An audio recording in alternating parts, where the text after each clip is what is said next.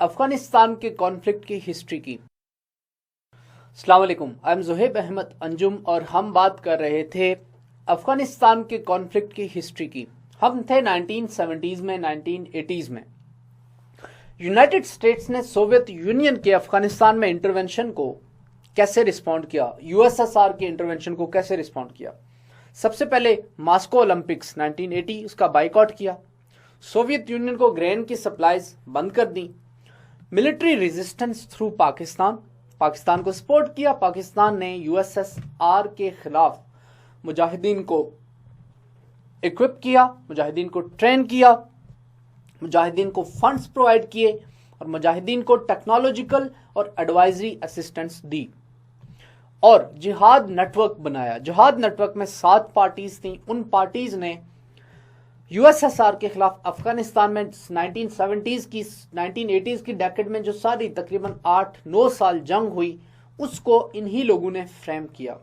یہ سارا جو پروسیس چل رہا تھا وہ سی آئی اے، آئی ایس آئی اور افغانستان میں جو مجاہدین ہیں ان کے کولوژن کے ساتھ، نیٹ ورکنگ کے ساتھ، کمیونیکیشن اور کولیبوریشن کے ساتھ چل رہا تھا۔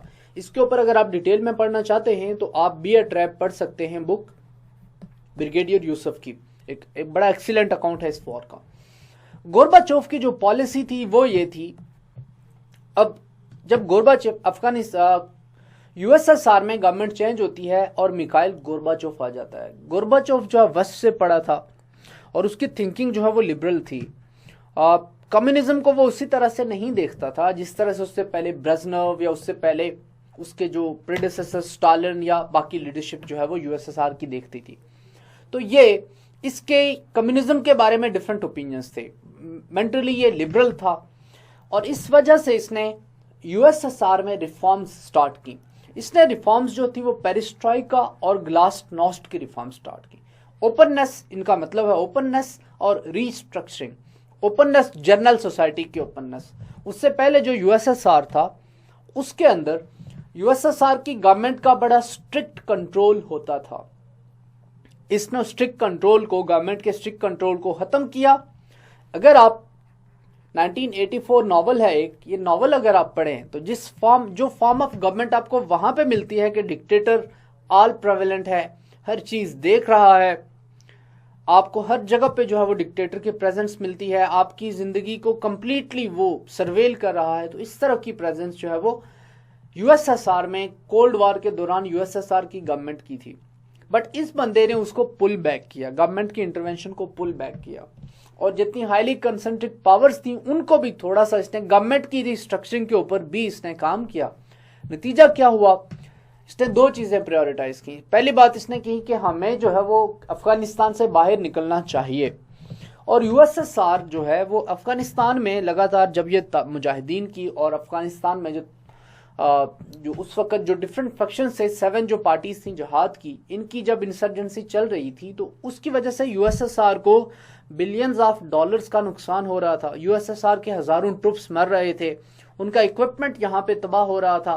آپ نے اگر افغان وار کی ویڈیوز دیکھی ہیں تو آپ دیکھتے ہوں گے کہ طالبان جو ہے وہ سوویت یونین کے ٹینکس کے اوپر جو ہے وہ چڑھے ہوتے ہیں اور نعرے مار رہے ہوتے ہیں۔ تو یہ جو اس طرح کے جو امیجز ہیں وہ یو ایس ایس آر کے خلاف ڈفرینٹ فائٹس میں گوریلا ٹیکٹکس اپلائی کرتے تھے، یہ ہٹ اینڈ رن کی ٹیکٹکس اپلائی کرتے تھے، اور سوویت یونین کی جو ان کے یہاں پہ ٹروپس تھے ان کو بڑا سگنیفیکنٹ لاس ان لوگوں نے پہنچایا۔ نتیجے کے طور پہ سوویت یونین بلیڈ ہوتا رہا، اور اس بلیڈنگ کے نتیجے میں پھر اگین سوویت یونین کو جب نقصان ہوا تو وہاں سے پھر انہوں نے پل آؤٹ کرنے کا ڈیسیژن لیا۔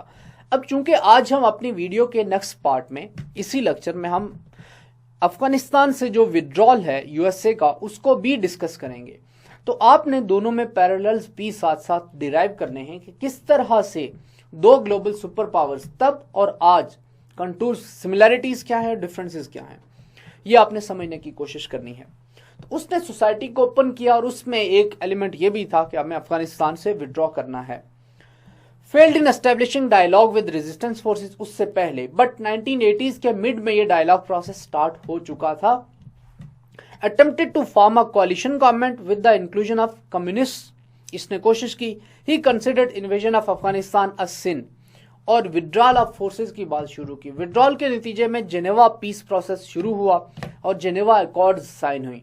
जेनेवा एकॉर्ड्स में इसमें पाकिस्तान भी इन्वॉल्व था, इसमें यूएसए भी इन्वॉल्व था, इसमें यूएसएसआर भी इन्वॉल्व था। तो ये स्टेक होल्डर्स थे इसके। 1988 में 87-88 में जेनेवा अकॉर्ड जो है वो कंक्लूड हुआ और 1988 में सोवियत यूनियन ने यहाँ से जो है वो विड्रॉल स्टार्ट कर दिया और 88 में सोवियत यूनियन जो है वो 88-89 में 89 में सोवियत यूनियन अफगानिस्तान से विड्रॉ कर चुका था। For relationship with US removal from Afghanistan was pre condition. उस वक्त का और आज का अफगानिस्तान का जो एक्सिस है थोड़ा सा डिफरेंट है।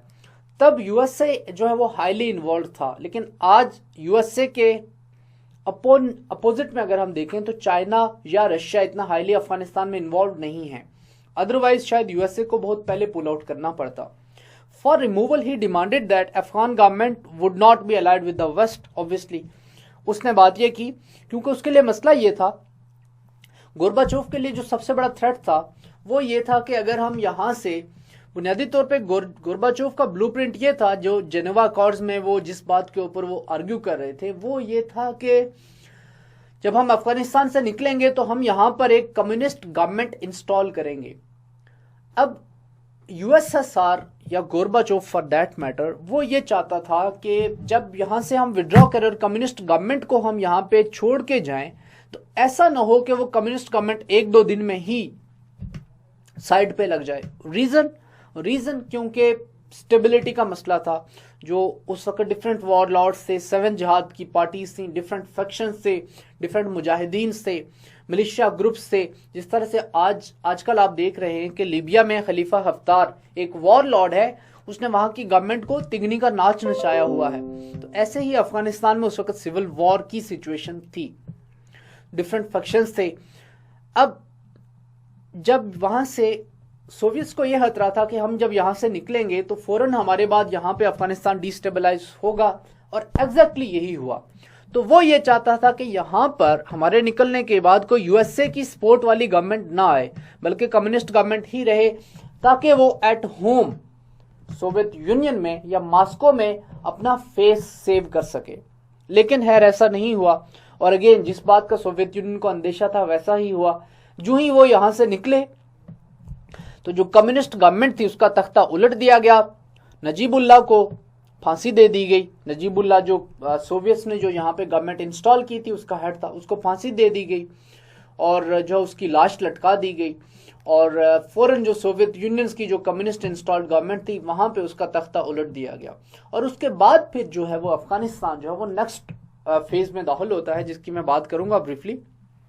एग्रीमेंट फॉर विड्रॉल इन अप्रैल 1988 और कंप्लीट विड्रॉल जो है वो 1989 में जो है वो सोवियत यूनियन कंप्लीटली यहाँ से विड्रॉ कर चुका था। अब मैं थोड़ा सा यहाँ पर बैकग्राउंड में आपको इसको कनेक्ट करूंगा। मैं 90s की डेकेड को 2001 के जो इंसिडेंट्स हैं 9/11 उसके साथ में कनेक्ट करूंगा। बुनियादी तौर पे हुआ ये कि जब सोवियट्स ने अफगानिस्तान से विड्रॉ किया तो उसके फौरन बाद 1991 में यूएसएसआर टूट गया। यूएसएसआर के टूटने के बाद जब यहां से उन्होंने पुल आउट किया तो उसके बाद कंप्लीटली वो इंटरनली फोकस्ड हो गए। वहां पे फिर अगेन जो यूएसएसआर में पब्लिक ओपिनियन था वो मिखाइल गोरबाचोव के खिलाफ हो गया, उसको गवर्नमेंट छोड़नी पड़ी। उसके बाद बोरिस येल्त्सिन जो है वो यूएसएसआर में प्रेसिडेंट बना। लेकिन साथ ही जो है वो 1989 के विड्रॉल के बाद यहाँ से और ग्लासनोस्ट और पेरिस्ट्रोइका की वजह से यूएसएसआर जो है वो डिसइंटीग्रेट हो गया, और जो सेंट्रल एशियन रिपब्लिक्स आजकल आपको नजर आ रही हैं ये 1990s में और 91 में आज़ाद हुई। इनके आज़ाद होने के बाद पीछे जो अफगानिस्तान है उसके ऊपर यूएसएसआर फोकस नहीं कर सकता था, और अब वो रशिया बन गया था, टूट गया था।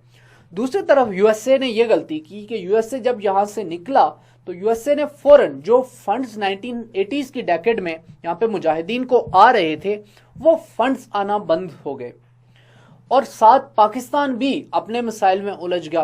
और पाकिस्तान भी वैसे चूंकि वेस्ट से सपोर्ट आना बंद हो चुकी थी, इस तरह के मिलिशियाज को रन करने के लिए आपको hundreds of millions of dollar का पैसा चाहिए जो पाकिस्तान के पास नहीं था।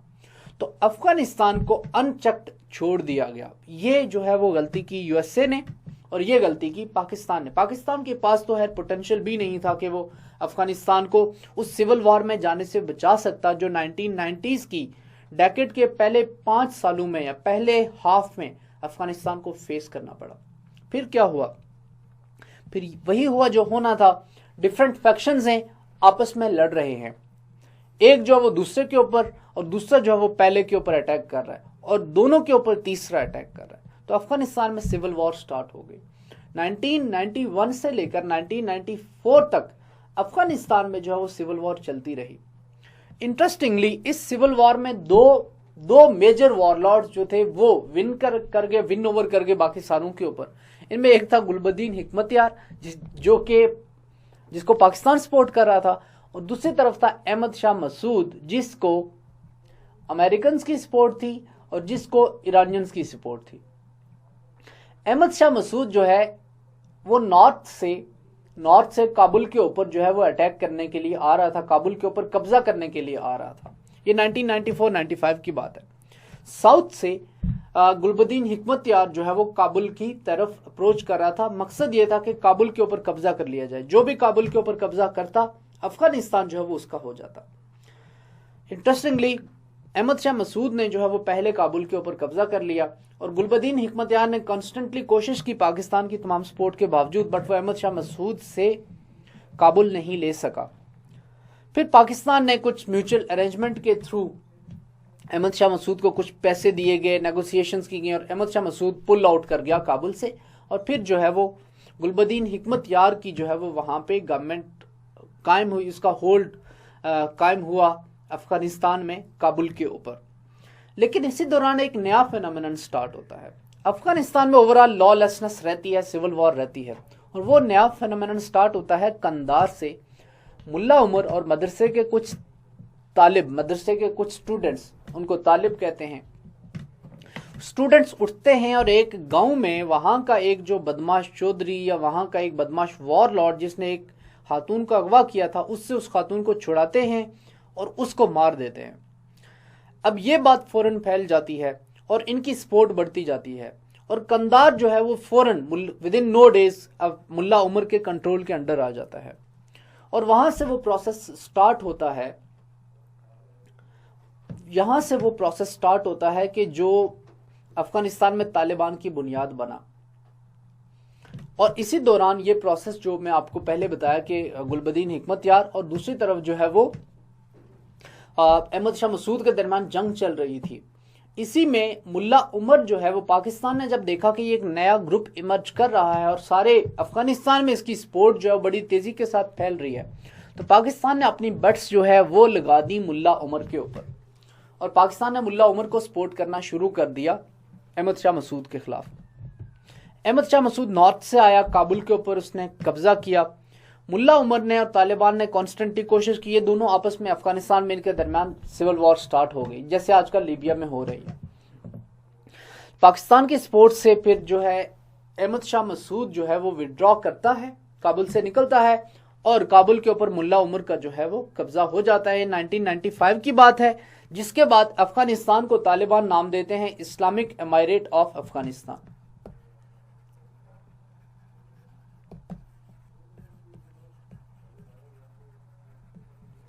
اسلامک امائریٹ آف افغانستان 1995 میں قائم ہوتا ہے اور احمد شاہ مسعود کے خلاف سپورٹ کرنے کی وجہ سے ملا عمر پاکستان کا مرہون منت تھا، پاکستان کا احسان مند تھا اور اس وجہ سے پاکستان نے فوراً جو ہے وہ طالبان کی جو گورنمنٹ بنی اس کو ریکگنائز کر لیا. 1995 سے لے کر 2001 تک چیزیں سموتھلی چلتی رہی. افغانستان میں طالبان کی گورنمنٹ ہی تھی. پنشیر ویلی میں جو احمد شاہ مسعود تھا وہ طالبان کے کنٹرول سے باہر تھا، وہ انڈیپینڈنٹ پنشیر ویلی میں اپنا نظام چلا رہا تھا. لیکن پنشیر ویلی چھوٹی سی ویلی ہے افغانستان کے نارتھ میں. اسی دوران 1990 سے بھی پہلے سے اسامہ بن لادن اور القاعدہ جو ہے وہ افغانستان میں آ کے بیس ہو چکے تھے اور 1990s میں ہی ملا عمر کو اسامہ بن لادن نے احمد شاہ مسعود کے خلاف سپورٹ پرووائڈ کی تھی اور وہ سپورٹ تھی ان دا فارم آف روپیز اور اسی سپورٹ کی وجہ سے اور پاکستان کی سپورٹ کی وجہ سے بھی ملا عمر کابل کے اوپر قبضہ کرنے میں کامیاب ہو سکا تھا. تو اب ایک طرف تو طالبان ہیں جن کا ہیڈ ملا عمر ہے, اس نے خود کو خلیفہ ڈکلیئر کر دیا. دوسری طرف جو ہے وہ ہمیں القاعدہ نظر آتی ہے کہ جن کو کنٹرول کر رہا ہے Osama bin Laden. Osama bin Laden کے پاس القاعدہ کے انڈر کئی سو فائٹرز جو ہے وہ افغانستان کے انڈر تھے, اور یہ فائٹرز جو تھے وہ افغانستان کی سول وار میں احمد شاہ مسعود کے ٹروپس کے خلاف ملا عمر کے ساتھیوں طالبان کی طرف سے ان کے خلاف لڑ رہے تھے. اور یہ بڑے ایفیشنٹ اور بہت ایک ہارڈنڈ قسم کی فائٹنگ فورس تھی جو کہ طالبان کے ساتھ ان کو سپورٹ کر رہے تھے اور القاعدہ کے رینکس میں شامل تھے. بہرحال یہ ایکویشن جو ہے وہ ایسے ہی چلتی رہتی ہے 2001 تک, اور 2001 میں جو ہے وہ 9/11 کے انسیڈنٹ سے 2 دن پہلے احمد شاہ مسعود کو القاعدہ بم کروا کے مروا دیتی ہے انٹرویو کے بہانے. کیمرہ میں بم چھپا کے احمد شاہ مسعود کو قتل کروا دیا گیا. احمد شاہ مسعود کی اسیسینیشن کی وجہ سے بھی ملا عمر جو ہے وہ اسامہ بن لادن کا احسان مند تھا. اور پھر 9/11 کے انسیڈنٹس ہوتے ہیں, اور اس کے بعد پھر آپ کو پتا ہے کہ کیا ہوا, global war on terror start ہوئی. اگلے ویڈیو میں ہم بات کریں گے افغانستان کا افغانستان کو دیکھنا ایز اے اسٹریٹجک ڈیپتھ. آپ سے اگلی ویڈیو میں بات کرتے ہیں. اپنا خیال رکھیے گا. اللہ حافظ.